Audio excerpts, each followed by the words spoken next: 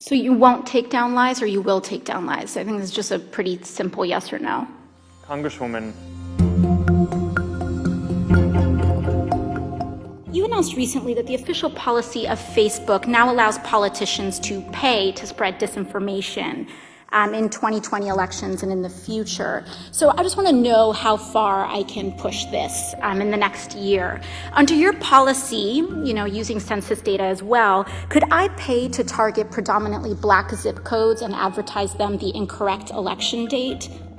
No, Congresswoman, you couldn't. We have, even for these policies around the newsworthiness of content that politicians say, and the general principle that I believe that... But you said you're not going to fact check my ads. We have, if anyone, including a politician, is saying things that can cause, that is calling for violence, or could risk imminent physical harm, or voter or census suppression when we roll out the census suppression policy, we will take that content down. So you will... There is some threshold where you will fact check political advertisements. Is that what you're telling me? Well, Congresswoman, yes, and for specific things like that, where there's imminent risk of harm. Could I run ads targeting Republicans in primaries saying that they voted for the Green New Deal? Sorry, can you repeat that? Would I be able to run advertisements on Facebook targeting Republicans in primaries saying that they voted for the Green New Deal? I mean, if you're not fact-checking political advertisements, I'm just trying to understand the bounds here. What's fair game? I don't know the answer to that off the top of my head. I think So you don't know if I'll be able to do that? I think probably. Do you see a potential problem here with a complete lack of fact-checking on political advertisements? Well, Congresswoman, I think lying is bad, and I think if you were to run an ad that had a lie, that would be bad. That's different from it being,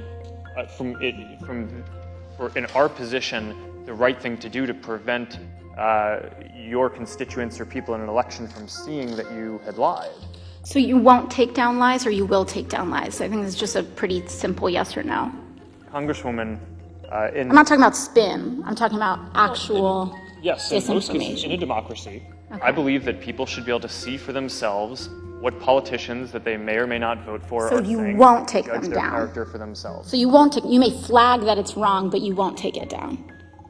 Congresswoman, it depends on the context that it shows up. Organic post, ads, right. the treatment is a little One more question. In your ongoing dinner parties with far-right figures, some of who advanced the conspiracy theory that white supremacy is a hoax, did you discuss so-called social media bias against conservatives, and do you believe there is a bias?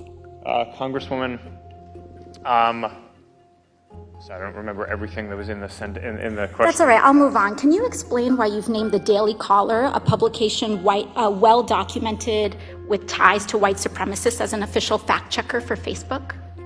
Congresswoman, sure. We actually don't appoint the independent fact-checkers. They go through an independent organization called the Independent Fact-Checking Network that has a rigorous standard for who they allow to serve as a fact-checker. So you would say that white supremacist-tied publications meet a rigorous standard for fact-checking?